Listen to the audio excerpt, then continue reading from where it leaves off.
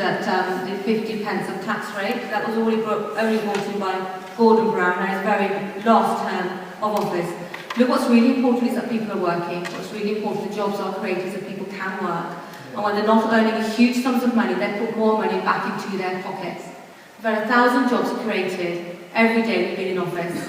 In Wilton we have low levels of unemployment, but there's a lot more work that we need to do to make sure everyone is able to either get an apprenticeship or get a job. But the only way to do that is to make sure that those opportunities exist. So I think it was silly to dismiss marriage tax allowance or make that statement about the 50p tax rate because it was a political point played out by Gordon Brown.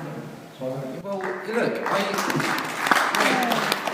I think this is where people mistrust politics. Look, we made a lot of mistakes in government, but I want to talk about the future. I don't want the Conservatives who've been in power for the last 5 years to keep banging on about the last Labour government. Look at your record and what you've got up to.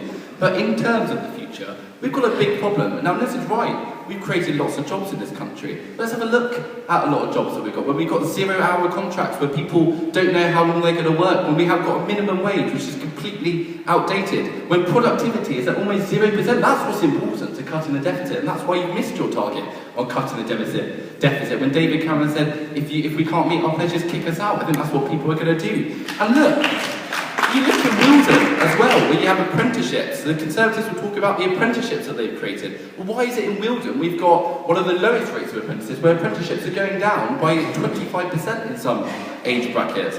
And the marriage tax, I do believe, is ridiculous when you're asking other people to pay more tax. Conservatives haven't explicitly actually funded their latest. Like the other day, they said they were going to come up with £8 billion, £7 billion for the NHS, and haven't really given a full sort of ruling out of actually raising VAT, which they did and said they wouldn't do 4 weeks after. So look at your record. Peter.